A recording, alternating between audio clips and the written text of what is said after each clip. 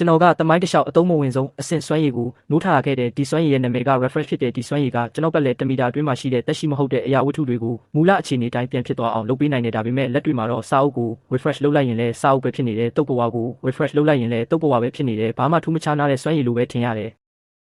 ်ဒီလိုနဲ့ဇွန်ဘီကပ်ပေးစတင်ပြီး3လအကြာမှာကျွန်တော်ရေးစားကနောက်ဆုံးကြံတဲ့ဘီစကစ်တဝက်ထုတ်ကိုယူသွားပြီးတခြားယောက်ျားတစ်ယောက်ရဲ့ကားပေါ်တက်သွားခဲ့တယ်မသွားခင်မှာလည်းခောက်ဆွဲခွက်အလွတ်တစ်ခွက်ကိုကျွန်တော်ခြေရင်းမှာပစ်ချခဲ့ပြီးကိုကိုအပြစ်မတင်ပါနဲ့ရှင်စွမ်းရည်ကအရန်သုံးမဝင်လုံးနဲ့ရှင်နဲ့ဆက်နေရင်ငါငတ်တင်မှာပဲလို့ပြောပြီးလှည့်တော်မကြည့်ပဲထွက်သွားခဲ့တဲ့စိတ်ပြအားငယ်နေတဲ့ကျွန်တော်ကမြေကြီးပေါ်ကခောက်ဆွဲခွက်အလွတ်ကိုငေးကြည့်နေတော့ရုတ်တရက်အကြံတစ်ခုကောင်းနေပေါ်လာတယ်ကျွန်တော်ခောက်ဆွဲခွက်ကို refresh လုပ်လိုက်တယ်အဲ့ဒီအချိန်မှာပဲအမဲသားဟင်းရဲ့မွေးပြက်တဲ့အနံ့ကလေထဲကိုပြက်နှက်လာတဲ့စုပ်ပြဲနေတဲ့ထုတ်ပိုးအိတ်အောက်မှာတော့ခောက်ဆွဲနဲ့ဟင်းခတ်ထုတ်သုံးထုတ်အသစ်ဆက်ဆက်အတိုင်းတည်တည်တက်တက်ပြန်ပေါ်လာခဲ့တယ်ကျွန်တော်အံ့ဩပြီးငြိမ့်သက်သွားတဲ့ဒါဆိုကျွန်တော်စွမ်းရည်ကအသုံးမဝင်တာမဟုတ်ခဲ့ဘူးအားလုံးကဒီစွမ်းရည်ရဲ့အတိတ်ပဲကိုနားလည်မှုမားနေခဲ့ကြတာပဲမူလအခြေအနေကိုပြန်ရောက်တယ်ဆိုတာစက္ကန့်ပိုင်းရင်အခြေအနေကိုမဆိုလို့ပဲစက်ယုံကထွက်လာတဲ့အသစ်ဆက်ဆက်အခြေအနေကိုဆိုလိုတာပဲ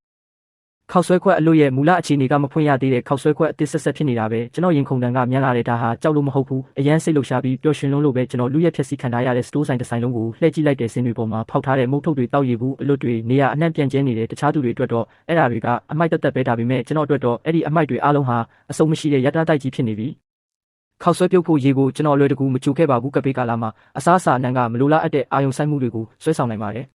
်ကျွန်တော်ဂယူးတစ်ဆိုင်နဲ့ဒုတိယထပ်ကတိုးလောင်ခန်းစီကိုတက်သွားပြီးလေးလံတဲ့စင်တွေနဲ့တကားကိုပိတ်ဆို့လိုက်ပါတယ်လုံခြုံနေဆိုတာတေချာမှသာကျွန်တော်ရဲ့စမ်းသပ်မှုကိုစတင်ခဲ့ပါတယ်ခောက်ဆွဲဘူးကိုမြေပြင်ပေါ်တင်လိုက်ပြီးစိတ်ထဲကနေပြန်လဲစတင်ရန်လို့တွေးလိုက်ပါတ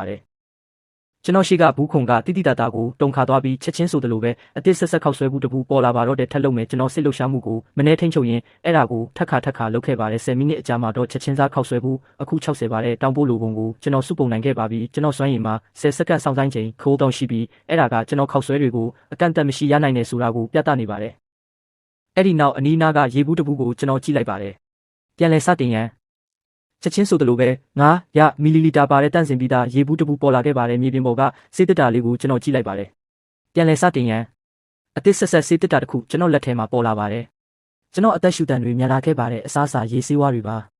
ကပ်ပေးကာလာမှာအဖိုးတန်ဆုံးအရင်မြစ်တွေပေါ့အခုတော့ကျွန်တော်အတွက်ဘယ်တော့မှမကုန်ခန်းနိုင်တော့ပါဘူးလူယူရန်ကိုစွမ်းရည်ကအတုံးမကျဘူးလို့မင်းပြောခဲ့တယ်မဟုတ်လားစောင့်နေလိုက်စမ်းပါ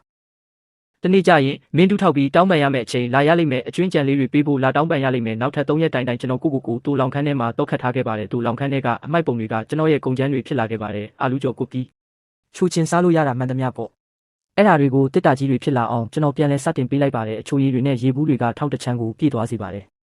်ဓာတ်ငွေဘူးတပူကိုကျွန်တော်တွေ့ရှိခဲ့ပါတယ်ဆိုင်ထဲကတဲလာတဲ့ခရီးဆောင်မိဖို့နဲ့တွေ့လိုက်တဲ့အခါမှာတော့ကျွန်တော်နောက်ဆုံးမှာရေနွေးနွေးနဲ့ထမင်းစားရတော့မှာဖြစ်ပါတယ်တူလောင်ခန်းပြတင်းပေါက်တွေအားလုံးကိုပိတ်ပြီးတဲ့နောက်မှာတော့ရေတအိုးတီးလိုက်ပါတယ်ဟင်းခတ်အမွှေးကြိုင်ထုတ်ကိုဖောက်ထည့်လိုက်ပြီးခောက်ဆွဲတုံးကိုဂယူးတစ်စိုက်ထည့်လိုက်ပါတယ်အရင်ကပျောက်ဆုံးသွားခဲ့တဲ့အမွှေးကြိုင်နှံ့တွေကျွန်တော်နှာခေါင်းထဲကိုရောက်လာတဲ့အခါမှာတော့ကျွန်တော်မျက်ရည်မထိန်နိုင်တော့ပါဘူးငိုရင်းနဲ့ပဲခောက်ဆွဲတွေကိုအငမ်းမရစားပစ်လိုက်ပါတယ်ကပ်ပေးစတင်ကြတဲ့ကဒီလောက်ဝါဝလင်းလင်းနဲ့လုံကြုံရှိတဲ့အစားအစာကိုကျွန်တော်မစားရတာကြာပါပြီဘိုက်ပြအောင်စားပြီးတဲ့နောက်မှာတော့ကျွန်တော်အုံနောက်ကရှင်းလင်းလာခဲ့ပါတယ်ဒီမှာပဲပုံအောင်နေတာကအဖြေမဟုတ်ပါဘူးဒီကနေ့စုံဆိုင်ကြီးကနောက်ဆုံးတော့စွန်ဘီတွေရဲ့တိမ့်ပိုက်ခြင်းကိုခံရမှာပါပဲတခြားအသက်ရှင်ကျန်ရည်သူတွေရဲ့တွေးရှိတာကိုလည်းခံရနိုင်ပါတယ်ကျွန်တော်ပိုလုံကြုံတဲ့အခြေစိုက်စခန်းတစ်ခုကိုရှာရပါမယ်ဒါအပြင်ကျွန်တော်မှာလက်နက်တွေလည်းလိုအပ်ပါတယ်ဒီလိုလူသူကင်းမဲ့တဲ့ကဘာပြက်ကြီးထဲမှာအစားအစာနဲ့ရေကြီးပဲရှိနေတာကတက်ဖို့စောင့်နေတဲ့တိုးတကောင်ဖြစ်သွားစေရုံပါပဲကျွန်တော်ပစ္စည်းတွေအားလုံးကိုကျိုးပိုးအိတ်ကြီးနှလုံးထဲကိုထည့်လိုက်ပါတယ်အဲ့ဒီနောက်တကားကိုအနှဲငယ်ဟာပြီးအပြင်ကဘာကိုစစ်ဆေးကြည့်လိုက်ပါတယ်ဇွန်ဘီအနှဲငယ်ကလမ်းပေါ်မှာရည်ရွယ်ချက်မဲ့လမ်းလျှောက်နေကြပါတယ်ကျွန်တော်အသက်ပြင်းပြင်းရှူလိုက်ပါတယ်အသစ်ဖြစ်အောင်ပြန်လှုပ်ထားတဲ့တတိခုတ်သားကိုတင်းဆုပ်ကင်လိုက်ပြီးထွက်ခွာရမယ့်အချိန်ရောက်ပါပြီပြင်ထွက်ရတာတင်းပါပေမဲ့ပြဿနာကြီးမားမရှိခဲ့ပါဘူးဆိုပြီးအများစုကိုရှောင်ရှားဖို့အတွက်နောက်ဖေးလမ်းကြားတွေကနေတွားခဲ့ပါတယ်လမ်းမှာနောက်ကျန်ခဲ့တဲ့ကောင်တွေနဲ့တွေ့တဲ့အခါမှာတော့အသစ်ဖြစ်အောင်ပြန်လှုပ်ထားပြီးရေးပြနေတဲ့ကိုကာကိုလာဘူးကိုအားကုန်လွှင့်ပစ်လိုက်ပါတယ်သူတို့ရန်ကားနေတော့မှပဲဓာတ်နဲ့အဆုံးတက်လိုက်ပါတယ်ကျွန်တော်ဘန်းတိုင်ကအနောက်ဘက်ကဘလူးဘေးအိမ်ယာစုဖြစ်ပါတယ်ဒါကနာမည်ကြီးအစင်းမြင့်ရက်ွက်တစ်ခုဖြစ်ပြီးလုံခြုံရေးအလွန်ကောင်းမွန်ပါတယ်နေရန်တွေကမြင့်ပြီးထူထဲပါတယ်အနည်းဆုံးတော့အစပိုင်းမှာတော်တော်လေးခံနိုင်ရင်ရှိမှာပါပို့ပြီးအရေးကြီးတာကတော့ကျွန်တော်မိဘတွေရဲ့အိမ်ကအဲ့ဒီမှာပါကပ်ပေးစတုံးကကျွန်တော်ကျောင်းမှာရှိနေခဲ့ပြီးမိဘတွေနဲ့အဆက်အသွယ်ပြတ်သွားခဲ့ပါတယ်သူတို့ကိုရှာတွေ့ဖို့ကကျွန်တော်ရဲ့တခုတည်းသောရည်မှန်းချက်ဖြစ်ပါတယ်ဒါပေမဲ့ဘလူးဘေးစီသွားတဲ့ခီးကကျွန်တော်ထင်ထားတာထက်ပိုခက်ခဲနေခဲ့ပါတယ်မြို့တော်ကြီးတစ်ခုလုံးလုံးဝရပ်တန့်သွားခဲ့ပါပြီးစွန့်ပစ်ထားတဲ့ကားတွေကပင်မလမ်းမကြီးတွေအားလုံးကိုပိတ်ဆို့ထားပါတယ်လမ်းတစ်လျှောက်မှာဝမ်းနည်းစရာဖြစ်ပျက်တွေအများကြီးကိုကျွန်တော်တွေ့ခဲ့ရပါတယ်ပစ္စည်းတွေအတွက်ကြမ်းတမ်းတဲ့တိုက်ပွဲတွေဖြစ်ပွားနေပါတယ်အဲ့ဒီအချိန်မှာလူယူရန်ရဲ့တစ္ဆာဖောက်မှုဆိုတာဒီလိုရက်ဆက်ကြမ်းကြုတ်တဲ့ကဘာကြီးမှာအရေးမပါဆုံးအပိုင်းလေးတစ်ခုသာဖြစ်တယ်ဆိုတာကိုကျွန်တော်တကယ်သဘောပေါက်လာခဲ့ပါတယ်ဒီနေရာမှာလူသားဆန်မှုဆိုတာပျက်စီးသွားခဲ့ပါပြီတတိယမြောက်နေ့ညနေဆောင်မှာတော့ကျွန်တော်ဘလူးဘေးရဲ့အပြင်ဘက်ကိုရောက်ရှိလာခဲ့ပါတယ် မြင်မာတဲ့တန်တကားကြီးတွေကတင်းကျပ်စွာပိတ်ထားပါတယ်နေရန်တွေပေါ်မှာကင်းဆောင်တွေကိုကျွန်တော်မြင်နေရပါတယ်မျောလင့်ထားတဲ့အတိုင်းပဲဒါကအသက်ရှင်ကျန်ရည်သူတွေရဲ့ခိုးလုံးရအမခံစခန်းတစ်ခုဖြစ်လာခဲ့ပါပြီကျွန်တော်အနီးအနားမှာပုံအောင်ပြီးအကြာကြီးစောင့်ကြည့်နေခဲ့ပါတယ်အထဲကိုဝင်ဖို့အတွက်သူတို့ရဲ့စစ်ဆေးမှုကိုဖျက်ကျော်ရမှာဖြစ်ပါတယ်ဒါကြောင့်ကြောပိုးအိတ်ကိုတင်းစီလိုက်ပြီးပစ္စည်းများစုကိုလှုပ်ဝက်မေလာပိုက်တစ်ခုထဲမှာဖမ်းမိထားခဲ့ပါတယ်ရေဘူးနှစ်ဘူးနဲ့ကုကီးတစ်ထုပ်ကိုသာခြံထားခဲ့ပြီးတာမန်ဒုက္ခသည်တယောက်အယောင်ဆောင်ကတကားစီကိုရှောက်သွားခဲ့ပါတယ်ရက်စံဘသူလဲနေရန်ပေါ်ကနေအတန်မာမာနဲ့ထွက်လာပါတယ်ကျွန်တော်လက်နှစ်ဖက်ကိုမြှောက်လိုက်ပြီးမောကြည့်လိုက်ပါတယ်မျက်နှာမှာဖုံမုံတွေနဲ့ညစ်ပေနေခဲ့ပါတယ်ကျွန်တော်ဒီနားကတိုက်ခန်းပိုင်ရှင်ပါခင်ဗျာကျွန်တော်နာမည်လင်ဖန်ပါ18လုံးတွဲမှာနေတာပါ18လုံးတွဲလင်ဖန်အတီးဖြူပါအထက်ကလူခဏလောက်တိတ်ဆိတ်သွားပြီး wireless scope ကနေတဆင့်စစ်ဆေးနေပုံရပါတယ်ခဏအကြာမှတကားပွင့်လာခဲ့ပါတယ်တန်ပိုက်တစ်ချောင်းကိုကင်ထားပြီးတန်တရားမျက်လုံးတွေနဲ့ကြည့်နေတဲ့လူတစ်ယောက်ထွက်လာခဲ့ပါတယ်မှတ်ပုံတင်ပြပါလို့သူကတိုးတိုးပြက်ပြက်ပြောပါတယ်ကျွန်တော်အိတ်ထဲကကြိုတင်ပြင်ဆင်ထားတဲ့မှတ်ပုံတင်ကိုထုတ်ပေးလိုက်ပါတယ်သူစစ်ဆေးပြီးတဲ့နောက်မှာကျွန်တော်ကိုအစအဆုံးကဲခတ်လိုက်ပါတယ်မင်းတစ်ယောက်ထဲလားမင်းရဲ့ပစ္စည်းတွေကဘယ်မှာလဲသူ့စကားကြောင့်ကျွန်တော်ခေါင်းကိုငုံလိုက်ပြီးကြောက်ရွံ့တုန်လှုပ်နေဟန်ကိုတမင်ဖန်တီးကအတန်ကိုတုံရင်စေလိုက်ပါတယ်လမ်းမှာကျွန်တော်လူရက်ခံလိုက်ရပါတယ်ဒါတွေပဲကျွန်တော်တာပါခင်ဗျာသူ့မျက်မှောင်ကျုပ်သွားပါတယ်တန်တရားဝင်နေပုံရပြီမဲ့ကျွန်တော်ရဲ့ပိန်နေတဲ့ကိုဟန်နဲ့တနာစရာကောင်းတဲ့ပုံစံကိုမြင်တော့နောက်ဆုံးမှာတန်တရားစိတ်ရော့သွားခဲ့ပါတယ်ဝင်ခဲ့စီကန်းတွေကိုမှတ်ထားလူတစ်တွေအလုံးကသူတို့ပစ္စည်းတွေရဲ့တဝက်ကိုဝေးစုပြန်ခွဲဖို့ပေးအပ်ရမယ်သူ့စကားကြောင့်ကျွန်တော်ရင်ထဲမှာထိတ်လန့်သွားပါတယ်ကံကောင်းထောက်မှစွာနဲ့ပဲကျွန်တော်ကြိုတင်ပြင်ဆင်လာခဲ့ပါတယ်ဒါကြောင့်နာခံတဲ့အနေနဲ့ကောင်းကြီးပြလိုက်ပြီးရေတပူးနဲ့ကုကီးတဝက်ကိုထုတ်ပေးလိုက်ပါတယ်သူအဲ့ဒါတွေကိုယူလိုက်ပါတယ်သူ့မျက်လုံးထဲမှာမုံတီဆက်ဆုပ်တဲ့အရေးအယောင်လေးပေါ်လာပြီးမဲ့လက်ကိုခါရမ်းပြပြီးဝင်ခွင့်ပေးလိုက်ပါတယ်အိမ်ယာစုတဲကိုရောက်သွားတဲ့အခါမှာတော့မြင်ကွင်းကြောင့်ကျွန်တော်တပြင်းချနိုင်ခဲ့ပါတယ်တင်းမာမှုတွေရှိနေသေးဖြစ်ပေမဲ့အ ਨੇ ဆုံးတော့စီကန်းရှိပါတယ်လူတွေကကင်းလှည့်နေကြပြီးတခြားသူတွေကတော့ကာကွယ်ရေးတွေကိုတိစောက်နေကြပါတယ်အတိုင်းဝိုင်းရဲ့လူမှုရေးခန်းမမှာစုဝေးနေကြတဲ့အမျိုးသမီးတွေနဲ့ကလေးငယ်တွေကိုလည်းတွေ့ရပါတယ်အပြင်ဘက်ကရက်ဆက်ကြမ်းကြုတ်မှုတွေနဲ့ခိတကင်းကွာနေတဲ့ကပ်ပေးတွေကကျုံးငယ်လေးတစ်ခုလိုပါပဲစရင်သွင်းတဲ့နေရာကတက်ကြီးရွယ်ဦးအမျိုးသမီးတစ်ယောက်ကပြောပြတာကတော့ပေါင်ဆိုတဲ့သူကအခုလက်ရှိအရာရာကိုအုပ်ချုပ်နေတယ်လို့ဆိုပါတယ်သူကဒီနေရာကအိမ်ချမ်းမြေမန်နေဂျာဟောင်းတယောက်ကကပ်ပေးကြရောက်ပြီးတဲ့နောက်မှာမြေတက်စွမ်းရည်ကိုနိုးထစေခဲ့ပြီးလူတိုင်းကိုကာကွယ်ဖို့အတွက်ကင်းဆောင်တပ်ဖွဲ့ကိုဖွဲ့စည်းခဲ့တာဖြစ်ပါတယ်နေထိုင်သူအားလုံးဟာပံ့ပိုးမှုအမတ်တွေအပေါ်မူတည်ပြီးနေ့စဉ်ရိတ်ခါတွေကိုရရှိကြပါတယ်ပို့ပြီးရှာဖွေခြင်းနဲ့ဆိုရင်တော့ကင်းလဲအဖွဲ့ဒါမှမဟုတ်ထောက်ပံ့ရေးအဖွဲ့တွေတဲကိုဝင်ရမှာဖြစ်ပါတယ်ကျွန်တော်ကျမ်းမာရေးမကောင်းဘူးလို့အကြောင်းပြပြီးလက်ရှိမှာဘဲအဖွဲ့တဲကိုမှမဝင်ဘဲနေခဲ့ပါတယ်ကျွန်တော်ရဲ့ဦးစားပေးကမိဘတွေကိုရှာဖို့ပါပဲစိုးရင်ပူပန်နေတဲ့ရင်ပတ်နဲ့ပဲကျွန်တော်အိမ်တကားဝက်စီကိုပြေးသွားခဲ့ပေမဲ့လုံခြုံရေးတကားကိုအတင်းဖြက်စီးထားပြီးအထက်ကပစ္စည်းတွေအကုန်လူရက်ခံထားရတာကိုတွေ့လိုက်ရပါတယ်ဒီမြင်ကွင်းကိုမြင်လိုက်ရတဲ့အခါကျွန်တော်ရင်ပတ်ထဲတဆစ်စစ်နဲ့နာကျင်သွားခဲ့ပါတယ်ကျွန်တော်အထက်ကိုအတင်းဝင်သွားပြီးအမေနဲ့အဖေကိုအသေးအတန်အောက်ခေါ်ခဲ့ပေမဲ့တွေးပြက်စရာတိတ်ဆိတ်မှုကသာပြန်လည်ဖြေချခဲ့ပါတယ်အဲခန်းစပွဲပေါ်မှာဖုံမှုပပလေးဖုံးနှံ့နေပြီးသူတို့ထွက်သွားတာရက်ပေါင်းများစွာကြာပြီးဆိုတာကိုပြသနေပါတယ်လောင်ပြောင်တရော်တဲ့အတန်တစ်ခုထွက်လာခဲ့ပါတယ်ဟေးဟေးတယောက်ကြံခဲ့တာပဲထင်တယ်ကျွန်တော်ခေါင်းကိုရုတ်တရက်မောလိုက်တဲ့အခါမှာလူနှစ်ယောက်ကတကားဝါကိုပိတ်ဆို့ထားတာကိုတွေ့လိုက်ရပါတယ်ကင်းမွာကသူ့ရဲ့နှုတ်ခမ်းကိုတက်လိုက်ပြီးခုတ်ထစ်ဖို့စောင့်နေတဲ့အသားစိမ်းတစ်ပိုင်းလူမျိုးကျွန်တော်ကိုအကဲခတ်လိုက်ပါတယ်မင်းရဲ့အိမ်တော်စုကောင်းဆောင်ကလွန်ခဲ့တဲ့ရက်ကဘောင်စီကိုပံ့ပိုးမှုအမတ်တော်အများကြီးပေးเสียရရှိတယ်သူတို့ကိုမောင်းထုတ်လိုက်ပြီးဒီနေရာကအခုငါတို့ပိုင်ပြီးကျွန်တော်မျက်လုံးတွေကျဉ်းမြောင်းသွားခဲ့ပါတယ်ငါမိဘတွေကိုဘယ်လိုလုပ်လိုက်တာလဲဟုံမောင်းထုတ်လိုက်တာပေါ့ပြက်ပေးထဲမှာအတုံးမကျတဲ့သူတွေဘာဖြစ်တယ်လဲဆိုတာဒါပဲလေဒါပေမဲ့မင်းကတော့စွမ်းနိုင်ပုံရပါတယ်မင်းသာငါတို့အတွက်အလုပ်လုပ်ပေးဖို့ဆန္ဒရှိမယ်ဆိုရင်အလုပ်နှင်းငယ်ကိုကင်တွယ်ပေးမယ်ဆိုရင်ဒီမှာဆက်နေနိုင်ဖို့အတွက်ငါတို့စဉ်းစားပေးနိုင်ပါတယ်ကျွန်တော်တကယ်ကိုရိုးအလုံးခဲ့ပါတယ်ဒီနေရာကလုံခြုံတဲ့ခိုးလုံးရတစ်ခုလို့ထင်ခဲ့မိတာပါနောက်ဆုံးတော့ဒီနေရာကလည်းတောတိုင်းဥပဒေတိုင်းပါပဲသူတို့ပိုနီးကပ်လာတာနဲ့အမျှကျွန်တော်လက်ကကြောပိုးအိတ်ရဲ့ဘေးအိတ်ထဲကိုတိတ်တဆိတ်ရောက်သွားခဲ့ပါတယ်ထဲမှာတလက်လက်တောက်နေအောင်တွေးထားတဲ့တစ်တီးခုတ်ထားတဲ့လက်ရှိပါတယ်ဒါပေမဲ့ကျွန်တော်အသက်အတွက်တိုက်ခိုက်ဖို့ပြင်ဆင်နေတော့မှပဲအေးဆက်တဲ့အမျိုးသမီးအတန်တစ်ခုကတကားဝါကနေဖြတ်ဝင်လာခဲ့ပါတယ်ရက်လိုက်ဆန်ကင်းမွာနဲ့သူ့လူတွေခြေလန့်ရက်တန့်သွားခဲ့ပါတယ်ဘယ်သူလဲဆိုတာကိုမြင်လိုက်ရတဲ့အခါမှာတော့သူတို့ရဲ့ပြုံးဆက်ဆမျက်နှာတွေကချက်ချင်းတောင့်တင်းသွားခဲ့ပါတယ်အစားထိုးအနေနဲ့အခွင့်အရေးကိုလိုလားတောင်းတဲ့ပုံစံတွေပေါ်လာပါတယ်တကားဝါမှာရက်နေတဲ့အမျိုးသမီးကအနက်ရောင်စစ်ဝတ်စုံကိုဝတ်ဆင်ထားပါတယ်လက်ထဲမှာတန်တားတစ်လက်ကိုကင်ထားပြီးထားသွားမှာအမဲရောင်သွေးစွန်းထင်းမှုတွေရှိနေစေဖြစ်ပါတယ်သူ့ရဲ့နောက်မှာတော့အလားတူအစွမ်းထက်တဲ့အဖွဲ့ဝင်ချို့ပါလာကြပါတယ်သူ့ကိုကျွန်တော်သိပါတယ်ဒါရှန်လင်ဘာကင်းဆောင်တပ်ဖွဲ့ထဲမှာအားအကောင်းဆုံးတိုက်ခိုက်ရေးတပ်ခွဲဖြစ်တဲ့ဓာတ်တပ်ခွဲရဲ့ခေါင်းဆောင်ဖြစ်ပါတယ်ရှားပါတတုတက်စွမ်းရည်ကိုနိုးထစေခဲ့တယ်လို့ကောလာဟာလာတွေထွက်နေတဲ့သူပါသူ့ရဲ့စွမ်းအားကတိုင်းတာလို့မရနိုင်ပါဘူးကြားကြီးပေါင်ရဲ့အယုံကြည်ရဆုံးလက်နက်တစ်ခုဖြစ်ပါတယ်ရှန်လင်ကကင်းမွာကိုလစ်လူရှုလိုက်ပြီးသူ့မျက်လုံးတွေကိုကျွန်တော်စီမှာစိုက်ကပြတ်သားတဲ့အတန်နဲ့မေးလိုက်ပါတယ်ဘာတွေဖြစ်နေတာလဲကျွန်တော်အသက်ကဲကျိုးကိုစုပ်ကင်လိုက်ပြီးအလောတကြီးပြောလိုက်ပါတယ်သူတို့ကျွန်တော်ကိုအနိုင်ကျင့်နေကြလို့ပါကင်းမြွာရဲ့မျက်နှာပြတ်သွားပြီးအမြန်ရှင်းပြဖို့ကြိုးစားခဲ့ပါတယ်ရှန်လင်ကပတိန်သူ့စကားတွေကိုနားမထောင်ပါနဲ့သူ့မိဘတွေကပံ့ပိုးမှုအမတ်တွေပေးเสียရရှိတယ်ကျွန်တော်တို့ကပစ္စည်းသိမ်းဖို့လာတာပါပစ္စည်းသိမ်းဖို့လူနှစ်ယောက်လိုလားပြီးတော့တကားကိုပိတ်ဆို့ထားတာကောသူ့အတန်ကကျဲလောင်လာတာမဟုတ်ပေမဲ့ပိုင်စိုးပိုင်နဲ့အာနာဆက်ပါဝင်နေပါတယ်ထွက်သွားစမ်းအခုချက်ချင်းကင်းမွာကလွန်ငင်းချမ်းသာခွင့်ရသွားတယ်လို့မျိုးသူ့လူတွေကိုထိတ်လန့်တကြားဆွဲထုတ်ပြီးထွက်ပြေးသွားခဲ့ပါတယ်အနေနဲ့ကြော်လွန်သွားတဲ့အခါမှာတော့ကျွန်တော်ရဲ့တင်းမာနေတဲ့ကိုခန္ဓာကပျောက်ကွယ်သွားပြီးလဲကျမတက်ဖြစ်သွားခဲ့ပါတယ် ရှန်လင်ကကျွန်တော်ကိုအကဲခတ်လိုက်ပြီးသူ့မျက်ခုံးတွေအနှဲငယ်တွန့်သွားခဲ့ပါတယ်နောက်ဆိုဒီလူအုပ်နဲ့ဝေးနေပါသူ့အနေနဲ့ဒီထက်ပိုပြီးပါဝင်ပတ်သက်ခြင်းပုံမပေါ်ပါဘူးသူလှည့်ထွက်သွားခဲ့ပါတယ်ကျွန်တော်သူ့ကိုရက်တက်မှုအမြန်လန်းခေါ်လိုက်ပါတယ်ရှန်လင်ကပတိန်ကျွန်တော်မိဘတွေကိုဘယ်ကိုခေါ်သွားလဲသိလားသူတို့ကလင်ကျန့်ကူနဲ့ဝမ်ရှူမေပါရှန်လင်ခဏလောက်စဉ်းစားလိုက်ပြီးမှတတိယသွားပုံရပါတယ်ဘောင်ကတဘာဝလွန်ဆွမ်းရည်မရှိတဲ့လူတွေအားလုံးကိုလေးလံတဲ့အလုပ်တွေမလုပ်နိုင်တဲ့တက်ကြီးရွယ်ဦးတွေနဲ့တန်ဆွမ်းသူတွေကိုမြောက်ဖက်တကားအပြင်ဘက်ကစွန့်ပစ်ထားတဲ့စက်ယုံစီကိုပို့လိုက်တဲ့တဘာဝအတိုင်းရက်တီစေတာလို့သူကခေါ်တယ်ကျွန်တော်ရင်ထဲမှာနစ်မြုပ်သွားခဲ့ပါတယ်အဲ့ဒီလိုစွန့်ပစ်စက်ယုံမျိုးမှာကအစားအစာလည်းမရှိကာကွယ်မှုလည်းမရှိပါဘူးဒါကတေဖို့စောင့်နေတာနဲ့ဘာများကွာခြားတော့မှလဲရှန်လင်းထွက်သွားတာနဲ့ကျွန်တော်ချက်ချင်းတကားပိတ်လိုက်ပါတယ်မြောက်ဖက်တကားစက်ယုံစီကိုကျွန်တော်သွားရပါမယ်ကျွန်တော်မိဘတွေကိုရှာရပါမယ်ဒါပေမဲ့ပထမဦးဆုံးအနေနဲ့ခွန်အားလိုပါတယ်ကျော်ဖို့အိတ်ထဲကချူချင်းချောင်းတစ်ချောင်းကိုထုတ်လိုက်ပါတယ်စွမ်းရင်အမြန်ဖြည့်ဖို့အတွက်အငတ်မရစားပစ်လိုက်ပါတယ်အဲ့ဒီနောက်ကင်းမွာထားခဲ့တဲ့တန်ပိုက်ကိုတွေးလိုက်ပါတယ်အဲ့ဒါကတန်ချေးတက်နေပြီးအနှဲငယ်ကွေးနေပါတယ်ကျွန်တော်လက်တင်လိုက်ပြီးပြန်လဲစတင်လိုက်ပါတယ်အဲ့ဒီနောက်အသစ်ဆက်ဆက်တလက်လက်တောက်နေတဲ့တန်ပိုက်တစ်ခုကျွန်တော်လက်ထဲမှာပေါ်လာပါတယ်ဒါပေမဲ့အဲ့ဒါနဲ့လုံလောက်သေးပါဘူးမိဖို့ချောင်းစီကိုပြေးသွားပြီးအဖေရဲ့ကရိယာအစုံလင်တက်တာကိုတွေးလိုက်ပါတယ်ထဲမှာစစ်ဖက်သုံးပေါက်ပြားတူနဲ့ဓာတ်မြောင်တစ်လက်ပါရှိပါတယ်အသုံးမပြုလို့အားလုံးထိုင်းမိုင်းနေကြပါပြီလက်နက်သုံးခုစလုံးကိုပြန်လဲစတင်လိုက်ပြီးချက်ချင်းပဲရိတ်ထားလို့ထက်မြက်တဲ့အနေထားကိုပြန်လဲရောက်ရှိသွားစေခဲ့ပါတယ်ညစ်နက်လာတဲ့ခါမှာတော့ကင်းလက်အဖွဲအပြောင်းလဲလုပ်တဲ့အချိန်မှာခိုးထွက်ခဲ့ပြီးမြောက်ဖက်တကားစီကိုတိတ်တဆိတ်သွားခဲ့ပါတယ်အဲ့ဒါကပင်မဝင်ပေါက်ထက်ပိုပြီးလူသူကင်းမဲ့နေပါတယ်ကင်းဆောင်တစ်ယောက်ကသာတန်းဝေရင်ကင်းဆောင်နေကြပါတယ်ကျွန်တော်သူတို့ကိုသတိမထားမိစေခဲ့ပါဘူးအစားအနေနဲ့စောင့်ကြည့်ရေးကင်မရာရဲ့အမြင်ကွယ်နေရာကိုရှာတွေ့ခဲ့တယ်ပြန်လဲစတင်ထားတဲ့အသစ်ဆက်ဆက်ကျိုးကိုအသုံးပြုပြီး3မီတာအမြင့်ရှိတဲ့နံရံကိုအလွယ်တကူတက်သွားခဲ့ပါတယ်နံရံရဲ့အပြင်ဘက်မှာလူသူကင်းမဲ့တဲ့မြေပြင်ကျယ်ကြီးရှိနေပါတယ်အဝေးမှာစက်ယုံတယုံကိုမြင်တွေ့ရပြီးတိတ်ဆိတ်နေတဲ့တံမဏိတရိတ်ဆန်ကြီးတစ်ခုလိုပါပဲလေထုထဲမှာပုတ်ပွားနေတဲ့အနံ့အသက်တွေလွှမ်းနေပါတယ်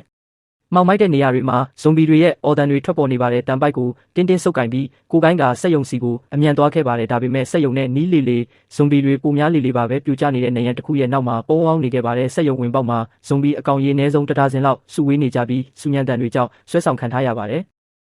်စက်ယုံရဲ့ပိတ်ထားတဲ့တန်တကားကိုအသေးတန်ထုရိုက်နေကြပြီးအဲကနေတော့ငိုတန်နဲ့အော်တန်ဖြောတော့ထွက်ပေါ်နေပါတယ်ကျွန်တော်မိဘတွေထဲမှာရှိနေပါတယ်ကျွန်တော်အလွန်မင်းစိုးရိမ်ပူပန်သွားခဲ့ပါတယ်ဒါပေမဲ့အုံနောက်ကအတင်းဝင်မသွားဘူးသတိပေးနေပါတယ်ပတ်ဝန်းကျင်ကိုအကဲခတ်လိုက်ပြီးစက်ယုံဘေးဘက်မှာမြေပြင်ကနေ4မီတာခန့်အမြင့်မှာရှိတဲ့ပြင်းပေါက်တန်းတစ်ခုကိုတွေးလိုက်ပါတယ်အဲ့ဒီကနေတဆင့်ဝင်လို့ရမလားပဲဆုံးဖြတ်ချက်ချပြီးတာနဲ့ကျွန်တော်ချက်ချင်းလှုပ်ရှားလိုက်ပါတယ်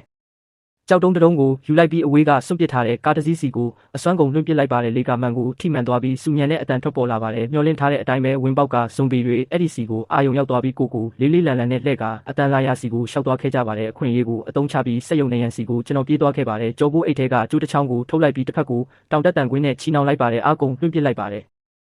်တန်ကွင်းကပြတင်းပေါက်ပေါ်မှာခိုင်မြဲစွာဆွဲကပ်သွားခဲ့ပါတယ်အသက်ပြင်းပြင်းရှူလိုက်ပြီးကျိုးပေါ်ကိုတက်သွားကပြတင်းပေါက်ကနေအမြန်ခုံဝင်ပြီးစက်ယုံထဲကိုလိမ့်ဆင်းလိုက်ပါတယ်အဲ့ဒါကကြီးမားတဲ့ထုတ်လုပ်ရေးခုံယုံကြီးဖြစ်ပြီးတန်ချေးတက်နေတဲ့စက်ရန်တရားတွေနဲ့အမိုက်ပုံတွေပြည့်နေနေပါတယ်ပျက်စီးနေတဲ့အမိုးကနေလာရောင်ဖြောတွေသာဝင်ရောက်လာပါတယ်အလုတ်ယုံရဲ့တစ်ဖက်ချမ်းကနေအတန်တိုးတိုးနဲ့ငိုတန်တွေညှင်းခုန်တန်တွေထွက်ပေါ်လာပါတယ်အတန်လာရနောက်ကိုကျွန်တော်သတိကြီးကြီးနဲ့လိုက်သွားခဲ့ပါတယ်စုပစ်ထားတဲ့စက်ပစ္စည်းတွေနဲ့ဝန်းရံထားတဲ့ထောက်တနေရာမှာအသက်ကြီးသူတွေနဲ့ကလေးငယ်တွေအများစုပါတဲ့အသက်ရှင်ကျန်ရစ်သူဒါဇင်နဲ့ချီပြီးရှိနေတာကိုတွေ့လိုက်ရပါတယ်သူတို့ထဲမှာကျွန်တော်မိဘတွေကိုချက်ချင်းတွေ့လိုက်ရပါတယ်သူတို့ကထောက်မှစုဝေးနေကြပါတယ်အမေကဒူးကိုပွေးပတ်ပြီးတိတ်တဆိတ်ငိုနေပြီးဖေကသူ့ကိုတင်းတင်းဖက်ထားကနှစ်သိမ့်ပေးနေပါတယ်ကျွန်တော်မျက်လုံးတွေချက်ချင်းမျက်ရည်ဝဲလာခဲ့ပါတယ်ကျွန်တော်ငိုတန်အဆအဆုံးထွက်လာပါတယ်ကျွန်တော်အတန်ကြောင့်လူတိုင်းထိတ်လန့်သွားပြီးခေါင်းတွေအားလုံးကျွန်တော်ဘက်ကိုလှည့်လာကြပါတယ်ကျွန်တော်မိဘတွေခေါင်းမောက်လာကြပါတယ်ကျွန်တော်ကိုမြင်လိုက်ရတဲ့အချိန်မှာပဲသူတို့ရဲ့မျက်နှာတွေကအံ့ဩမှုကနေစစ်မှန်တဲ့ဝမ်းမြောက်ဝမ်းသာမှုစီပြောင်းလဲသွားခဲ့ပါတယ်မေအော်ငိုလိုက်ပြီးကျွန်တော်စီကိုပြေးလာခဲ့ပါတယ်ဒီလိုရက်ဆက်တဲ့ကပ်ပေးကြီးထဲမှာကျွန်တော်တို့မိသားစု3ယောက်တင်းတင်းကြပ်ကြပ်ဖက်ထားကြပါတယ်ပြန်လည်ဆုံးတွေ့ရတဲ့ဝမ်းမြောက်မှုကကြောက်ရွံ့မှုနဲ့ပူပန်မှုတွေအားလုံးကိုဖယ်ရှားပေးလိုက်ပါတယ်ဒါပေမဲ့မကြခင်မှာပဲကျန်းတဲ့အတန်တစ်ခုဝင်ရောက်လာပြီးနှွေးထွေးတဲ့အခိုက်အတန့်ကိုဖျက်ဆီးပစ်လိုက်ပါတယ်ဟေးမင်းဘယ်ကရောက်လာတာလဲမျက်နှာမှာအမာရွတ်ပါတဲ့လူတယောက်ရှေ့ကိုထွက်လာပြီးကြန့်ခိုင်တဲ့လူငယ်ချို့ကနောက်ကနေလိုက်ပါလာကဒီနေရာရဲ့ခေါင်းဆောင်ဖြစ်တယ်ဆိုတာထင်ရှားနေပါတယ်သူ့ရဲ့ကြိုးကိုအိတ်ဖောင်းနေတာကိုစိုက်ကြည့်နေပြီးလောဘကြီးတဲ့အကြည့်တွေနဲ့ကြည့်နေပါတယ်မင်းမှာတတိရှိသားပဲကောင်းလေဒီအထီတယောက်တည်းရောက်လာရဲတယ်အိတ်ထဲမှာဘာတွေပါလဲဖွင့်ပြစမ်းကြည့်ရအောင်ကျွန်တော်မိဘတွေရှေ့ကိုဝင်ရက်လိုက်ပြီးသူ့ကိုအေးဆက်ဆက်စိုက်ကြည့်လိုက်ပါတယ်ဒါငါဟာမင်းဟာဟုတ်လားအမာရွတ်တဲ့လူကလောင်ပြောင်လိုက်ပါတယ်ဒီနားမှာဘယ်အရာမှဘသူပိုင်ဆိုင်မှုမှမရှိဘူးအရာအလုံးကငါပိုင်ပဲမင်းအသက်ရှင်ခြင်းရင်အိတ်ကိုပေးလိုက်စမ်းသူဓမ္မကြီးကိုမြှောက်လိုက်ပါတယ်ချင်းချောက်မှုကရှင်းလင်းနေပါတယ်သူ့ရဲ့လက်ပါစီတွေနောက်ကနေဝိုင်းလာကြပြီးသားကောင်ကိုစောင့်ကြည့်နေတဲ့တားရဲတွေလိုကျွန်တော်ကိုကြည့်နေကြပါတယ်သူတို့ရဲ့တွန်းအားပေးမှုကြောင့်ဒီကိုရောက်လာတဲ့တက်ကြီးရွယ်ဦးတွေနဲ့အားနည်းသူတွေကတော့အတန်တိတ်အမျက်ဒေါသထွက်နေကြပြီးမဲ့တနာစရာကောင်းတဲ့အနေနဲ့သာကြည့်နိုင်ကြပါတယ်ဒီမြင်ကွင်းကိုမြင်တော့အဖေကကျွန်တော်ကိုနောက်ကိုဆွဲထုတ်လိုက်ပြီးအမာရွတ်တဲ့လူကိုအတင်းအကျပ်ပြုံးပြလိုက်ပါတယ်ကျွန်တော်သားကဘာမှမသိလို့ပါ အိတ်ထဲမှာအစားအစာနည်းနည်းပါပါတယ်အကုန်ယူလိုက်ပါသူ့ကိုတော့မထိခိုက်ပါနဲ့နောက်ကျသွားပြီးအမာရွတ်နဲ့လူကလောင်ပြောင်လိုက်ပါတယ်ငါသူ့အိတ်ကိုပဲလိုချင်တာမဟုတ်တော့ဘူးသူ့အသက်ကိုပါလိုချင်တာစကားဆုံးတာနဲ့အမာရွတ်နဲ့လူကကျွန်တော်စီကိုခုံဝင်လာခဲ့ပါတယ်ကျွန်တော်မျက်လုံးထဲမှာအေးဆက်တဲ့အလင်းတန်းတစ်ခုဖြတ်သွားခဲ့ပါတယ်နောက်ဆုံးမဲ့အစာရှိကိုတိုးလိုက်ပါတယ်တန်ပိုက်ကထောက်မှန်ကြကြနဲ့လွှဲထွက်သွားပြီးသူ့ရဲ့လက်ကဝတ်ကိုပြင်းထန်စွာရိုက်ချလိုက်ပါတယ်ကျေလောင်တဲ့အတန်ထွက်ပေါ်လာပါတယ်အမာရွတ်ရဲ့လက်ကဝတ်ကမခံမရက်နိုင်တဲ့ထောင်တစ်ခုအထိကွေးသွားခဲ့ပါတယ်လူတိုင်းတောင့်တင်းသွားခဲ့ပါတယ်ဒီလိုပိန်နေတဲ့ကောင်လေးတယောက်ကတကယ်ပြန်တိုက်ခိုက်လိမ့်မယ်လို့ဘယ်သူမှမထင်ထားခဲ့ကြပါဘူးအမာယုတ်ကနာကျင်မှုကြောင့်ချွေးတွေစီးကြလာပြီးမျက်နှာတွေရှုံမဲ့ကအော်ဟဲလိုက်ပါတယ်မင်းငါ့ကိုရိုက်ရဲတယ်ပေါ့လေဖမ်းကြစမ်းပိတ်ဖမ်းကြစမ်းသူ့ကိုတေချင်စိတ်ပေါက်သွားအောင်လုပ်မယ်လက်ပါးစီတွေသတိဝင်လာကြပါတယ်အော်ဟေရင်ကျွန်တော်စီကိုပြေးလာကြပါတယ်ကျွန်တော်ကြောဖို့အိတ်ကိုမိဘတွေစီပြစ်ပေးလိုက်ပါတယ်အဲ့ဒီနောက်တန်ပိုက်ကိုမြောက်ပြီးခုခံလိုက်ပါတယ်လက်ပါးစီတယောက်ကတစ်သားတုံးနဲ့လွှဲလာပါတယ်ကျွန်တော်ရှောင်တိန်လိုက်ပြီးလက်ကဝတ်ကိုလှည့်လိုက်ပါတယ်တန်ပိုက်ရဲ့တစ်ဖက်ချမ်းကသူ့ရဲ့အချက်ချနေရာကိုတက်မိသွားပါတယ်ချက်ချင်းအော်ဟစ်သွားပြီးခန္ဓာကိုယ်နှစ်ခွဖြစ်ကလဲကျသွားခဲ့ပါတယ်အလကားဖြစ်တဲ့လှုပ်ရှားမှုတစ်ခုမှမရှိပါဘူးတိုက်ခိုက်မှုတိုင်းအားနည်းချက်ရှိတဲ့အစ်စ်တွေကိုထိမှန်ပါတယ်ကိုကာကွယ်ဖို့အတွက်လုံလောက်ယုံပါပဲသူတို့ကိုပို့ပြီးထိတ်လန့်စေတာကတော့ကျွန်တော်ရဲ့ခွန်အားကဘယ်တော့မှမကုန်ခန်းတော့တယ်လို့ဖြစ်နေတာပါပဲနှစ်ယောက်ကိုလဲကျအောင်လုပ်ပြီးတဲ့နောက်မှာကြံနေတဲ့လက်ပါးစီတွေတုံးလုံးသွားကြပြီးရှေ့မတိုးရတော့ပါဘူးအမာယုတ်ကကျိုးနေတဲ့လက်ကဝတ်ကိုဖိကင်ထားပြီးအံ့ဩမှုနဲ့ဒေါသတွေရောပြွမ်းနေတဲ့မျက်လုံးတွေနဲ့ကျွန်တော်ကိုစိုက်ကြည့်နေပါတယ်မမင်းကဘသူလဲမင်းလဲစွမ်းရည်ရှိတဲ့လူတစ်ယောက်လားကျွန်တော်သူ့ကိုမဖြေခဲ့ပါဘူး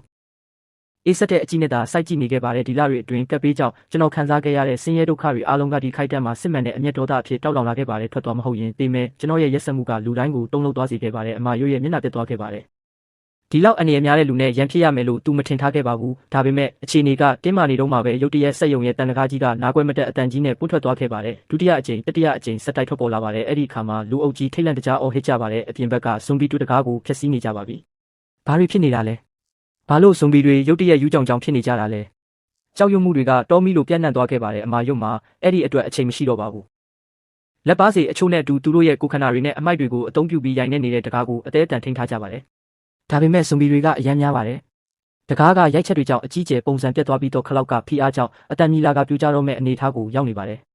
အလွန်မင်းစိတ်ပြတ်အားငယ်မှုကလူတိုင်းကိုဖုံးလွှမ်းသွားခဲ့ပါတယ်ကျွန်တော်မိဘတွေကြောက်ရွံ့လို့တုံရင်နေကြပြီးကျွန်တော်လက်ကိုတင်းတင်းဆုပ်ကင်ထားကြပါတယ်ကျွန်တော်တစ်ချက်လှည့်ကြည့်လိုက်ပါတယ်အဲ့ဒါကတန်ချီတက်နေတဲ့ရှီဟောင်းတန်တကားဟောင်းကြီးတစ်ခုဖြစ်ပါတယ်ရဲရဲနဲ့အကြံဉာဏ်တစ်ခုခေါင်းထဲမှာပေါ်လာပါတယ်အဲ့ဒီနောက်တန်ပိုက်ကိုတင်းတင်းဆုပ်ကင်ပြီးလူတိုင်းရဲ့အံ့ဩနေတဲ့အကြည့်တွေအောက်မှာတကားစီကိုရှောက်သွားခဲ့ပါတယ်မင်းဘာလို့မလို့လဲကိုတက်တည်မလို့လာ